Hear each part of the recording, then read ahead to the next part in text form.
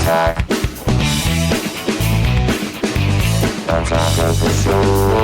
Attack. You hydrated? Hydrated. You good? Ready to go. Lubricated? Hey everybody, welcome to Attack of the Show! Yay! I'm Kevin Pereira, good to see you. Hi, and that makes me Olivia Munn. It does. We are coming to you live from the G4 Studios in Los Angeles. Did you figure that out by reading the fancy on-screen graphics? No, because I know where there's a Kevin Pereira, there's Olivia Munn. Huh? By the way, I need a key to your place. You won't let me in anymore. Oh, yeah, there's a reason for that. On the show today, Michael Emerson from Lost returns to enlighten us about his upcoming DVD. He's got details. It is. Oh, no, you think you're excited now with a clappity clap. Let me finish this sentence. He's got details about an unaired scene that you're going to want to kill a guy in a wheelchair to see. Coming out on the DVD. And now we clappity clap. Also, E3 is nearly here, so today we're going to target the first-person shooters that are going to make their debut, like Bulletstorm, Medal of Honor, and a little game called Call of Duty Black Ops. Sure. Yeah. Then Blair Herter goes all the way to London to meet Jake Gyllenhaal and Gemma Arterton. They reveal all about the Prince of Persia movie. Plus, Chris Hardwick's back with today's Gadget-Con from Fujifilm. It's our first review of a 3D camera. 3D camera, huh? Mm-hmm. Taking your pal's camera and then shooting your junk just got a lot more horrible for you guys. I don't like it when you do that to my camera, by the There's way. depth to the bagging. It's weird. Oh, hey! Videos! Off the port bow! Deploy the around the net!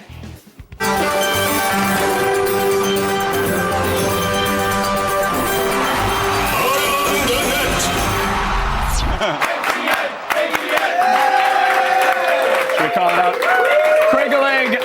Craig-a-leg 903 says, I heard your Twitter wall is leaking. We'll be pumping in more tweets to clog it up. Thank you, Craig-a-leg. There is an answer. Thank you very much for that, sir.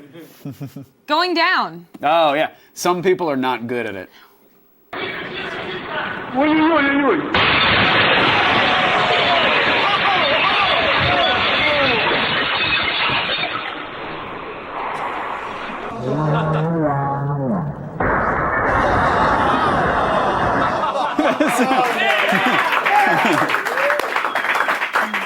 Did you hear the sound design on that was incredible. It sounded like a million clay pots. There was a Wilhelm scream in the background and a horse.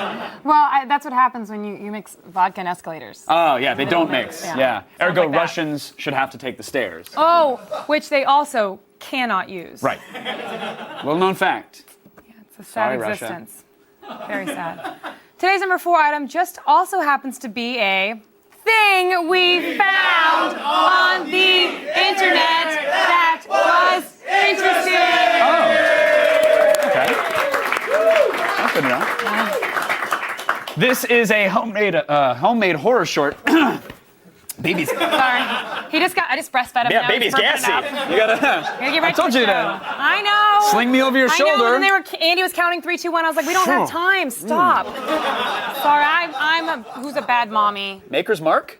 It comes out, I'm telling you, it's a delicious mix. Tell me who else has boobs that have whiskey coming out of them. Mm-hmm.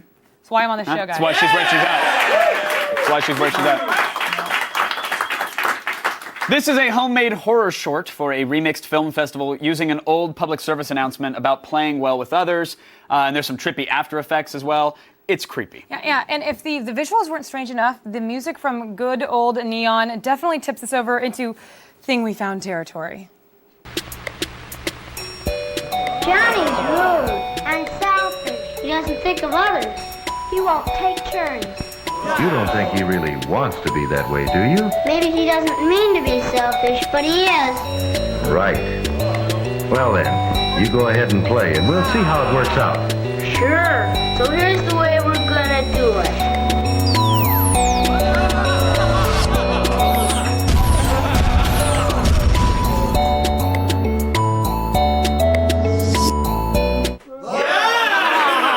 Creepy. It was creepy. Got a lot of grade school terrors resurfacing right now. So a whole lot of repressed stuff just bubbling up to the surface. All up there. Yeah. You? Oh, no. I've actually successfully blocked out all of my formative years, so Living life pretty good. Just All bury it right, deep yeah. down inside. Keep it down there. And I feel it coming up. I just eat some Bury more. it some more, huh? Eat some carbs and bury them That's deep it. down. It's just so good. Emotional walls. Today's a...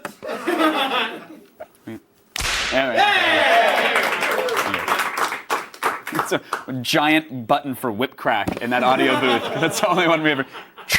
That's all we got. Thank you. Hey. Today's number 3 is a new take on an epic battle between Rocky Balboa and Clubber Lang, and it's brought to us by our old friend 1 Minute Galactica. He re-examines Rocky III's climactic battle and raises the stakes with a little gamesmanship. Oh. It's the awaited rematch between the former champion Rocky Balboa and the reigning heavyweight champion Clubber Lang. We're just waiting for the bell. Well, here we go. The war is on.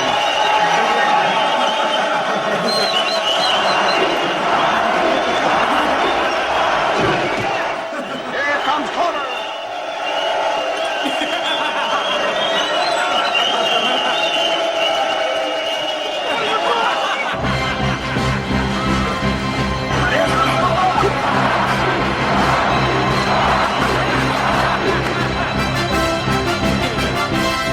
How can he come back from a beating like that? Oh, that was funny. That was really good. That was good. The only thing that Clubber Lang actually hates more than Rocky Balboa is not getting paid. Yeah, that's right. So look out, 1 Minute Galactica. Mr. T's lawyers don't pity the fool that don't send a royalty check. Okay, hold on. Let's go through what just happened in the last 5 seconds. 1, improv. And, but it was phenomenal. Thanks. Phenomenal. Was it Will impersonation. Ferrell doing George Bush, doing Clubber Lang, Wait, no. or doing Mr. T? Because that's what it not Mr. sounded T. like. Let me try it Oh, again. pity the fool now. You Like, tell me that's- something and I'll be Mr. T. No, do I pity the fool that. You say something and I'll come in as Mr. T. So you, Okay, all right. Well, that was another Around the Net video, and I hope that. pity the fool that doesn't give me my royalty check. I was right. I think I was right. I think if you swim through it, there's a little George Bush in there. problem is, It's a little Will Ferrell doing George Bush. Because I'm closing my eyes. Why? Because I got Get into character. You gotta get into character. I pity the fool. Does that not sound like it to anybody else? No, it's Oh, Does it sound like it to you? Yes, What goes? it does. Because he's like. How do you hear it in your head over the sounds of children playing at a park? That's what I imagine is what you hear in there. It's like a carnival music and children. He's not like screaming. He's always like, I pity the fool. Oh, there it was. There it was, Mr. T. I get it? That was it. Yeah, that was it. I really That did? was totally it. Really? Yeah. How is that different than the one? It wasn't at all. Not I in the really slightest didn't get bit. it You either? didn't nail it at all. man. No, not even Oh, close. I was kind of happy for a Good minute. job. Today's number 2 item. It's a pretty big deal for Mac gamers. Mr. T, do that? Oh. Yes, up until now, Mac gamers had to be content with battle chess and old copies of King's Quest that they've had lying around since the 90s. But suffer no longer, gaming minority. Yes, now thanks to Valve, you're about to be liberated with high-quality games. You are charged with capital about science and your citizen status. I ask you what greater endeavor exists than that of collaboration? Are all the accomplishments of humanity fated to be nothing more than a layer of broken plastic shards thinly strewn across a fossil bed, sandwiched?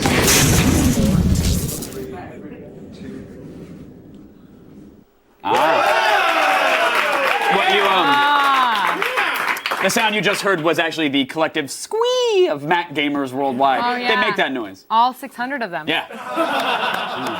Good Big day group. for you guys. Big group. Hey, still Big ahead. day. Grab your noob tube. We're off to outer space. Number 1. I'm pretty the fool who don't sound like my mother. How would you do it? Who's your mom? All over the world, people are laying their fingers on other people's Butterfingers. But fear not, the Butterfinger Defense League has got your back. They're looking for the 4th member of their team, and it could be you. You could even win $20,000, plus a trip to Comic-Con to meet Olivia and myself. What's better than that? Go to g4tv.com/Butterfinger Defense League to learn how you can join the fight.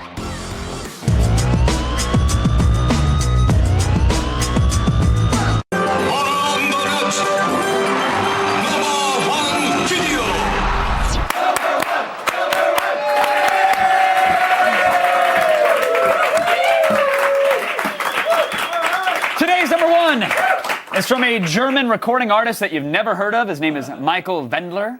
Here's a spoiler. You will not be interested in his music. When you traffic in German synth soft pop, you'd better have a video that people care about. And Michael pulls that off with some Master Chief armor and a green screen. Mein letztes Bier, wie soll ich das nur ertragen? Was bleibt mir noch, wenn ich dich auch noch verliere? Piloten wie wir haben keine Angst, fliegen viel zu hoch, stürzen dabei tief. We're only encouraging him. No, anytime you clap along to that, it grows stronger. Well, it's crap. That's what I mean. It is. I thought ODST was bad, but that was terrible. Oh, Yes. wow. Thanks for ruining another awesome thing, Germany. Yeah. I mean, seriously, how long before that guy is shirtless, drunk, and just thrown up on a cheeseburger, Yeah, huh? right, huh? I mean, that's what you're doing in Germany. Oh, 2, 1. Do you hear me? No alcohol. We did it!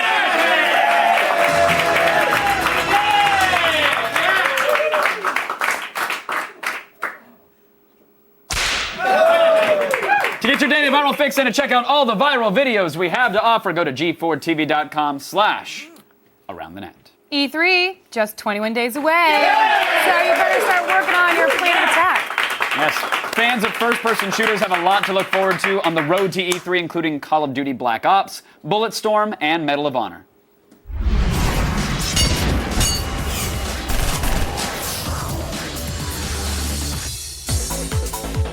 If Battlefield and Modern Warfare aren't curbing your gaming fix, then warm up your thumbs because it's all about the shooters at this year's Electronic Entertainment Expo. Traditionally, you see a lot of shooters at E3. This year, there's even more than there normally are. It's definitely always been a very successful franchise, and it looks like the game industry realizes that and is now trying to cash in. One of the big shooters making its debut is Call of Duty Black Ops. The 7th installment of this franchise will focus on several different locations and eras. Call of Duty Black Ops is Treyarch's next installment of Call of Duty. We're expecting the game to take place in Cuba, Vietnam, World War II. It's kind of a hodgepodge of various important battles throughout history. Even though Treyarch is taking the reins from Modern Warfare's developer Infinity Ward, don't expect the game to be a letdown. Their games traditionally been World War II games. This is the first time it's set in a somewhat modern era. Obviously, the technology they're using is similar to that was found in Modern Warfare 2, which only makes it prettier and prettier. But that's not the only shooter title to get the revamp. Electronic Arts is reinventing the franchise that started the war-era shooter with a new Medal of Honor. I'm very excited to see what Medal of Honor has in store for us. Now, this used to be one of the biggest shooting franchises, and it's fallen by the wayside a little bit, but it's being reimagined, so I have high hopes. With a new direction in the series, this Medal of Honor centers on a more current conflict and location. It's taking place in Afghanistan, and you're dealing with, well, special ops, Tier 1, those mysterious guys you always hear about. The game really is just a retooling of the franchise, wonderful graphics, and I think a more intense story than we've seen in recent years. Now, if you're looking for over-the-top action and ginormous guns, then Bulletstorm may be the game for you. Bulletstorm is a multiplayer shooter that really doesn't take itself too seriously. It's all about over-the-top kills, has a sense of humor. You'll be able to pull a guy into you and then kick him away from you. You're going to use overpowered weapons. It looks like this one is going to be a lot of fun. Set on an alien planet, this game is a far departure from historical war-era shooters. It's on a planet that used to be a resort planet that has now been sort of taken over by plant life. It really is unlike anything I've seen in recent years, and it's using the Unreal Engine. It seems to be using it to very effective effect.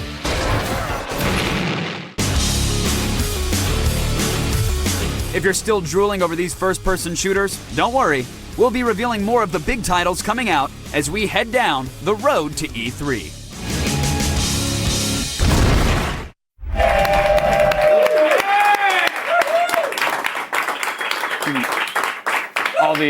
All the old school gamers getting upset. Back in my day, gangbangs were worth more than plus 50. Now they're just giving them away. Oh. Someone should really make an FPS about running around on the show floor, though. That's the E3 shooter that I want to play. Like you dodge flying swag bags, you collect booth babes, pay $17 for a sandwich. Yeah. Everyone's wearing backpacks and t-shirts. Pretty much got it. Oh, cool. Yeah. Still ahead, Blair Herter goes to jolly old London to learn more about the Prince of Persia. And later, Michael Emerson from Lost. Should I English that up for you? He'll be here. He's going to menace us all. Big Linus spills some secrets on the Lost DVDs, so stick around. Here's a question. Would you sacrifice your ability to see during the day for perfect night vision? You logged on to G4TV.com and told us what you thought, and we'll have the results after the break.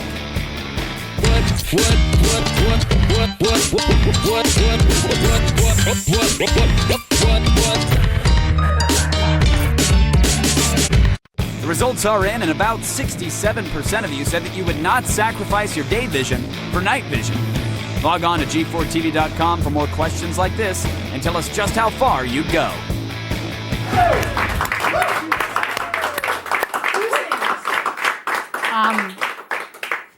We're live. We're live! We're live right now. And added bonus, Allison Hayslip has some news for you. I like being the bonus. I'm like a secret level. The 33% of you that said you'd give up your sight for night vision, what is wrong with you? Let's start the feed. That's not all sight.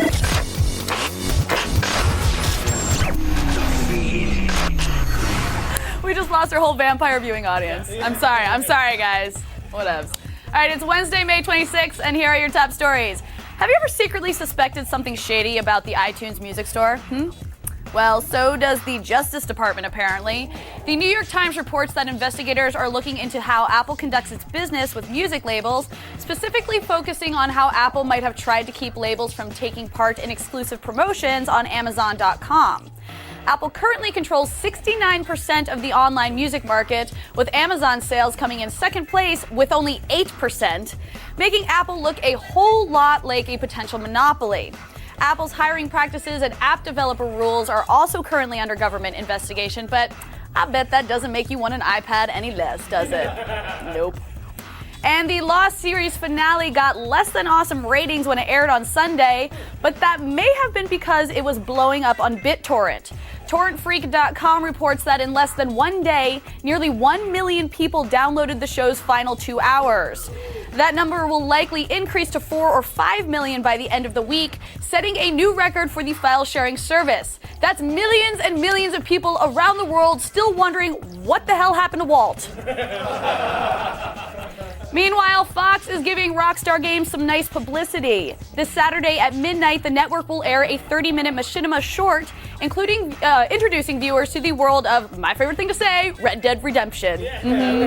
Created using nothing but the game engine, the film explores the Western plains and strange characters of the game, while protagonist John Marston tries to locate a lost friend. The short's director, John Hillcoat, also directed last fall's The Road. Hopefully, his Red Dead take will have fewer cannibals in it, but a lot more donkey women. And here's your real-life cyberpunk moment for today. A British scientist has become the first man to get infected with a computer virus. Huh? The BBC reports that to prove the vulnerability of implanted technology, Dr. Mark Gasson of the University of Reading contaminated a computer chip that was then inserted into his hand. Afterwards, he was able to pass the virus from the chip onto other computer systems. Also, he only wants to chat about great deals on penis enlargements. I'm Allison Hayslip, and you've just been fed. Now we will head on back to Olivia. Thanks, Allison. You're very welcome. Gadgets, sexy.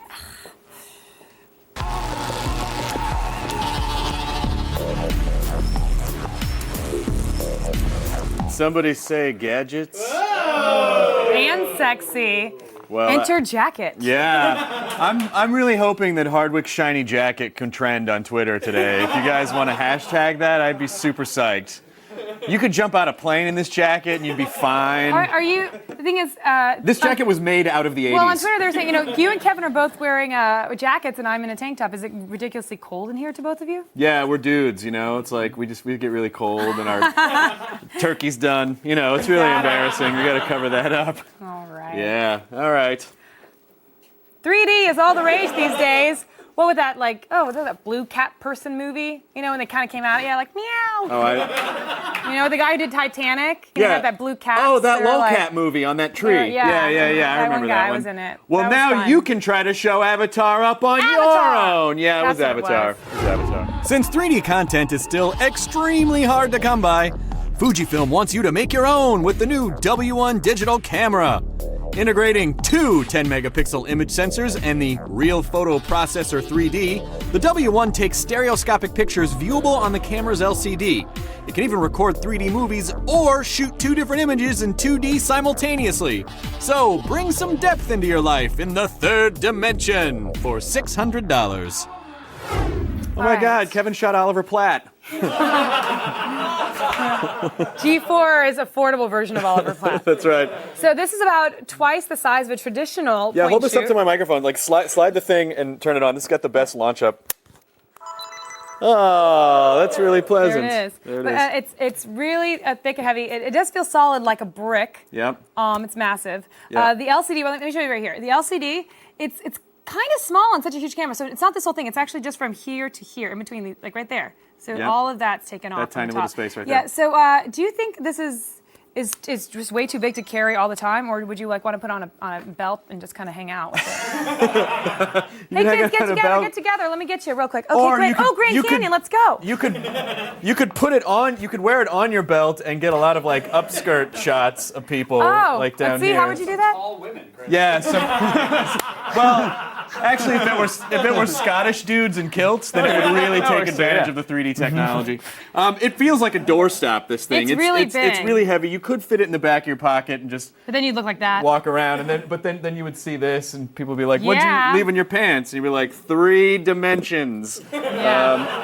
So, okay, this shoots pictures and video in Yep. true stereoscopic 3D. Yep. Now, you don't need glasses to see them in No. 3D on the camera screen, but how easy is it to make the pictures look good?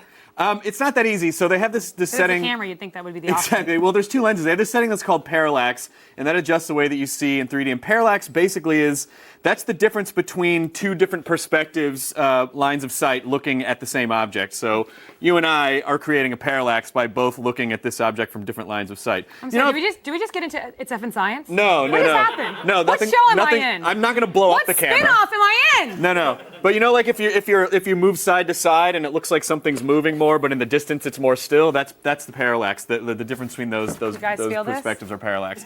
So you can adjust that. G4's in 3D. Yeah, 3D, everybody. See that? You can adjust the parallax after you've taken the picture or before you've taken the picture. You can see, I think we showed you there, it's lining up the two kind of images in the front. You want to focus that on the foreground image, but it is kind of hard to find the right balance of 3D in the foreground. There it is, on the foreground and the it's a manual background. balance. You have to do it yourself. There is an auto setting. It doesn't work amazingly well, and a lot of time you will find yourself using the manual parallax just to get it to line up. Doesn't always find the sweet spot, but it is important to take pictures that have a defined foreground and background so you can really see the 3D. Overall, it's impressive. Not by any means perfect. There is one thing to note. We did see on pictures. We did see pictures on an NVIDIA 3D laptop, and they looked a lot better through the shutter glasses and with the naked eye.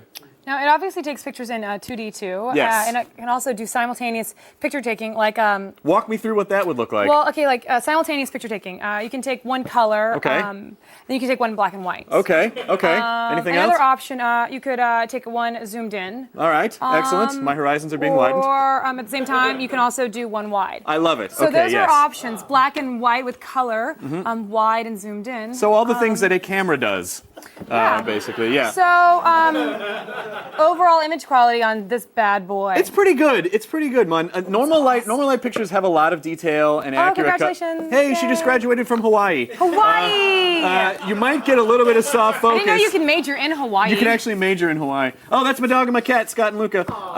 Low light pictures might have They get blur. along? Yeah, they do. They love each other. That's my dog, Mike Shaw. You mean DAWG, by the way. That's my cardboard moosehead sculpture. Blur and tendency. Hey, Marcos! Oh, that's our Mexican. Yeah, they have a tendency to be a little grainy. The flash underexposes just a little bit, but it's better than blowing it out, I guess. But simultaneous picture functions like wide or zoomed, black and white or color, and 2 different ISO settings. They're really kind of fun to have just for the. Look how fun that is. just You for can take it screwing in around. color and in black and white. Yeah, we have arrived, humanity. You mean you can't just do that thing where it just does an auto change later on your computer? It's not as fun as doing it like Instantly? in a Okay. camera because it's All more right. work that way. Overall, the image quality is better than most point and shoots, so I will say that. Okay, this is one of the first of its kind, Mhm. so that means it's going to be a little bit more expensive. It's Right. $600. Yeah. I know, but let's see what he rates it before you judge it. That's his job, not yours. So here's what I'll say. Before I give you the rating, I will say I think what a lot of some of this suffered from was not necessarily the Sounds camera's like you're fault. putting down a girl. You're like, look, before I just have to say, like, I'm in a Listen, weird place in my life camera, right now. this camera's I've really- got a relationship. Olivia, I just want you to know this camera has a really great personality, Yeah. and it's really nice. But I got tickets to the Dodgers, and I just want to know if you want to come with. I just think that 3D technology is not really there in terms of where people want it to be, even though it's almost as old as or if people photography want it, itself. period. Right. So I got to give it a 3 out of 5. If you want to start creating 3D content right now, definitely the easiest way to do it.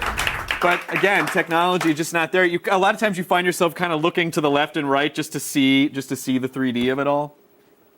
Then you can do this. Yeah, you can do parallax. Oh, new song for Hard and Firm. There it is. I see it. We're done writing it now. So, Chris, you Yeah. have this fancy jacket on. You got like lots of cool gadgets. Yep. So, what are you normally doing when you're not hanging out talking about this and being awesome? Oh, well, I read mostly. Right now, I'm almost done with Anna Quinlan's most recent novel, which focuses mainly on the transformation experienced by an ordinary family after a tragic series. I'm trying to plug your show, the fun show.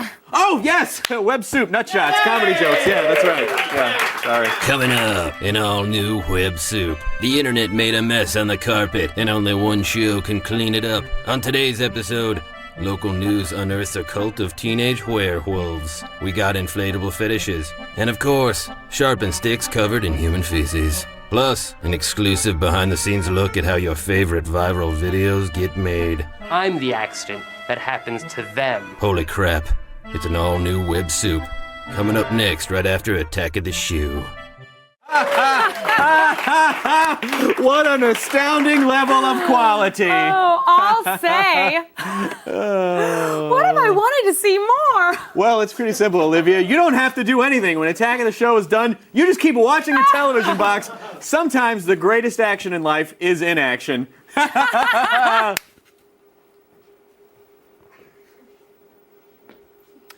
If you think you know all about the Prince of Persia, just from the video game, Blair Herter's going to shut you up, because he got Jake Gyllenhaal and Gemma Arterton to spill about the upcoming film.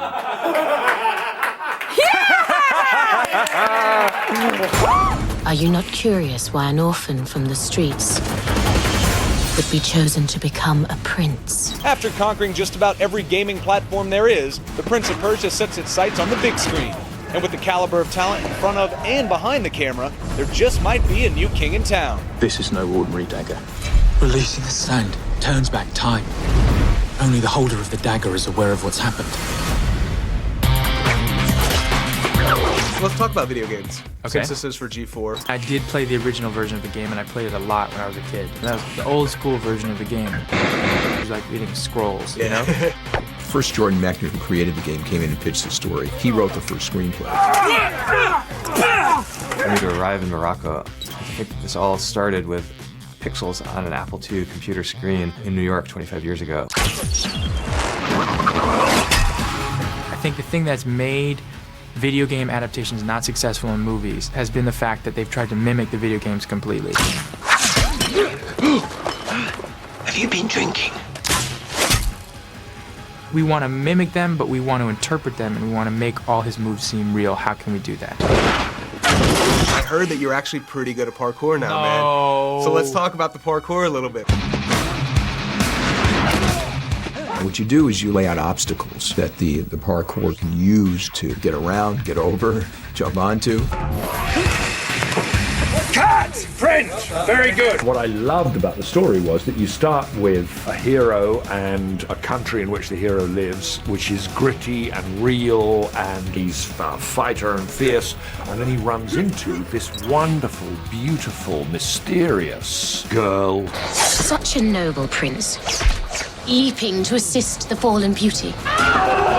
I was surrounded by men all the time. I mean, you always are when you're in a film set and you're a girl. It was easier for me to play that kind of snooty girl. Who said you were a beauty? There must be a reason why you can't take your eyes off me. The big challenge for me was to be calm when the camera was rolling. Be like this vestibule of purity and font of knowledge, which I'm so not. I did it! I was the idiot on set running around being silly, and then Mike would go, "Okay, Gemma, now will you stop it?"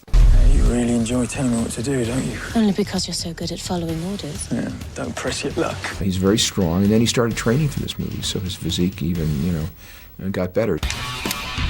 We started doing different things and eventually just got into shape. You can't really run as far as the Prince runs in the games in real life, obviously. That's all right. Daggers that turn back time don't exist in real life either. So Well, it's all Disney good. actually made one. What? That's not CGI. What? That's actually a real dagger. I did it like 4 or 5 times. I mean, I do it 4 or 5 times in the movie. You're gonna do it with the center? No, they took it away from me. I can only wear it when I'm wearing the red scarf. That's impossible. Difficult, not impossible.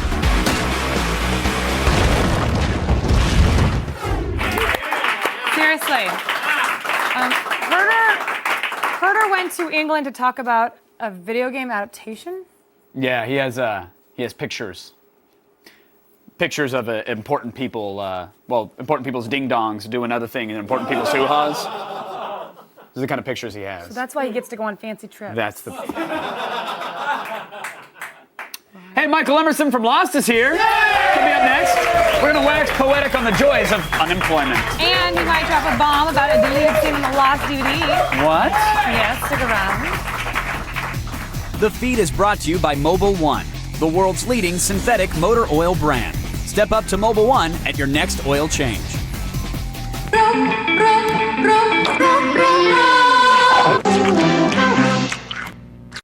From Hollywood to Bollywood, Geek Goddess, Hamle ke show. Real quick. A moment of silence, please, for the pistachio. I believe it's the forgotten nut. Thank you. What happened? Earlier, Michael Emerson emerged from a secret passage that we didn't even know was here to talk about the end of Lost. And he may have said too much about the secrets of the Lost DVD set. Wow. All right, this is rather sad. Until recently, Michael Emerson had a really great job, and now he's unemployed. So, Obama, get on it. Get this guy back to work. Joining me now, Michael Emerson. How are you, sir? Hi. Thank you for... Thanks, guys. Thank you for taking a break from the soup line to come and join us for an interview. Yeah. How have things been? Well, things have been good. It hasn't been long since the finale aired, and I'm adjusting to having stepped off the cliff into the free fall of my post-Lost life. And what is the post-Lost life, though? Is it a lot of Farmville on Facebook? Is it a... I don't know what it's going to be. It's going to be a lot of domestic projects, I think, and laying around the house. Well, you could always go back to making the prison training videos. This is true. Of your days past. I had some success with that. You had a lot of success, and we had a lot of fun with that video, too, on our show. What was that whole thing about? Well, it's... oh, there I am. Yeah. What? Look at that. That's a good-looking young actor. That's a great-looking young actor. He's going to go on to do big things. I'm not sure about the haircut, but that was another time. That was the 1980s, if you recall them, and people dressed and acted differently. You don't have to apologize for the 80s.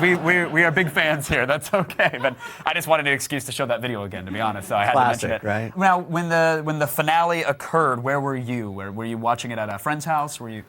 It was a busy day. Those of us who were in the cast of the show had to do a Kimmel taping in the afternoon, and then I had a personal appearance downtown at the Orpheum. But once it started to air, I was free to go home, and we had people over to the house. So we had our own Lost finale viewing party. And do you, now that you, I mean, obviously you were part of the finale, you watched the finale, do you know what happened? Was it all in Jack's head? Yes. The flash sideways, was that purgatory? What? I do know what happened, and it doesn't need to be the same thing that you know that happened, or that anyone else knows what happened. I just need to know that something happened. I need to know, was the island real? Yes. Okay, as long as that's for sure, because now that I thought the finale was going to bring answers, but what it brought was forum fanboys telling me that it was all in Jack's head. There might not have even been a plane. No. That, it might have been a spin-off series of 2.5 Men. I didn't even know. Charlie Sheen's hanging out behind a hatch. I had no idea. A real plane crashed on a real island, and real survivors lived there for a period of time and had adventures. Okay. And then they passed over. All right. And it's good to know. Do you look forward to not having to answer those types of questions in the future? I look forward to finally having answers to give. Now, of course, no one's going to ask me. Right. Now they're like, oh, we got it. We're good. But no, I heard that now there's in the final scene, yeah, you hinted that you and Hurley had some adventures together and that we might see those. Well, for those people that want to pony up and buy the complete Lost series, there is a bonus feature, which is, you could call it an epilogue, a Lost scene. It's a lot. It's 12 or 14 minutes that opens a window onto that gap of unknown time between Hurley becoming #1 and the end of the series. All right. Is that common knowledge, or is that the first time it's? I don't know. I haven't heard about that. Are you going to be in trouble after this? Is what I want to know. Like, how much trouble will you get in now? I'm rolling over that in my mind right now. Wow. Well, hey, there you have it. That's awesome. Thank you for sharing that. But will that lead to like a spin-off series? Are we going to see a Hurley and Me or something like that? Or is it this is already shot, this is self-contained, and that's that? It's self-contained, although it's a rich period in the show's mythology that has never been explored, so who knows what will come of it.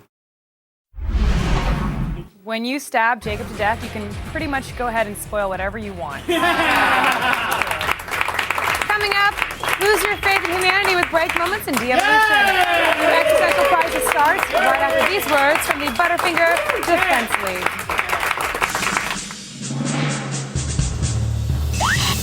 A crime wave of epic proportions is sweeping the country. Good citizens everywhere live in fear of debased criminals laying a finger on their precious Butterfingers. If you are the victim of this devastating loss, there's only one place to turn. The Butterfinger Defense League. They are Eric, Sex Strutter, Lou, Strongman Ferrigno, and Charisma, Sassy Carpenter. When all hope is lost, they make life delicious again. But we are looking for someone to be the 4th member of the league, and it could be you. Rule number 1. Tell us why you'd be a valuable addition to the Butterfinger Defense League. Show us your own unique ability that makes you a perfect candidate to protect Butterfingers across the globe. I'd make a great 4th member because I was raised by coyotes in the Angeles National Forest, and I can track a Butterfinger up to 3 miles away. Plus, I invented Butterfinger nunchucks. Rule number 2. Videos must be no longer than 60 seconds. Well, it's perfect, except it's 65 seconds long. Why is it 65 seconds long? Rule number 3. Remember to include a Butterfinger and the line, "Nobody's gonna lay a finger on my Butterfinger." You must say it exactly like that. Nobody better finger my butter. Cut. That is so very wrong. Run it again. Take 42.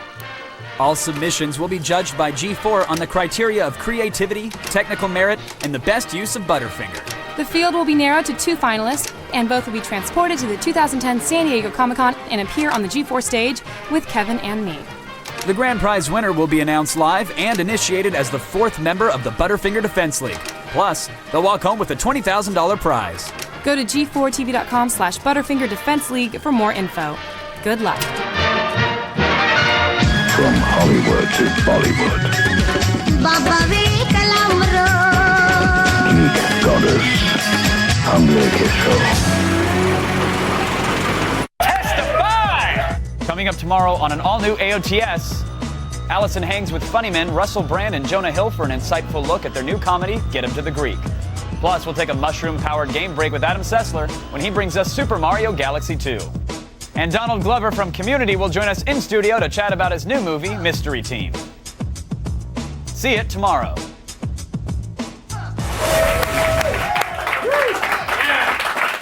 Pain and pleasure are really 2 sides of the same coin. That's set on fire and then thrust into someone's buttocks in break moments.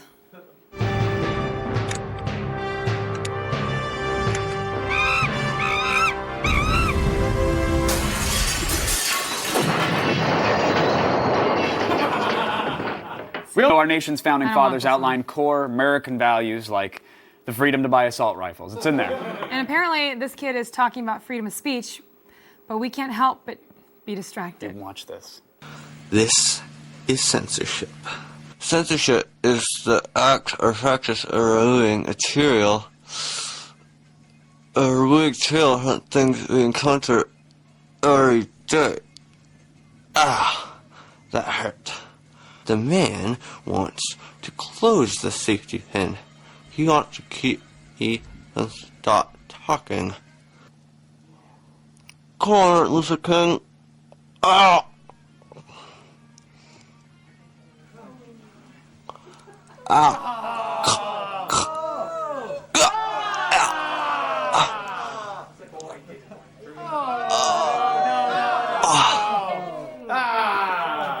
Well done, son. The best part is the tension as it's about to pierce through the skin when you see it.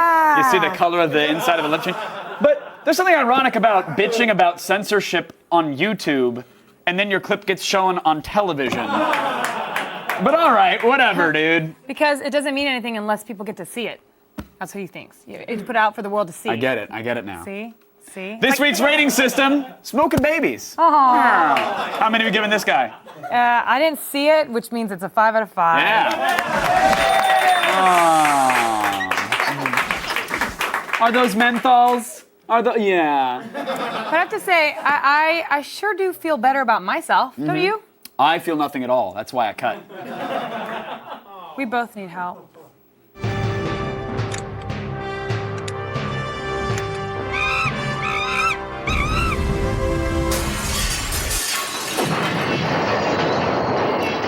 You good? I'm great. You gravy? I'm gravy. Rocket sauce. Go to g4tv.com/AOTS. Now that really sounds like your mom. That is an Asian Olivia's mother, Mrs. T. No, I got it. Hold on. Thanks to Chris Hardwick. Chris Hardwick and Michael Emerson. That was hard. That was McGruff the crime dog. That wasn't even close. Stick around. Web soup has a fat guy hitting with some pointer on the wall. Pitiful. It sounds like it here, and then it comes out different here. Yeah, I bet. Pitiful. Thanks for watching, everybody.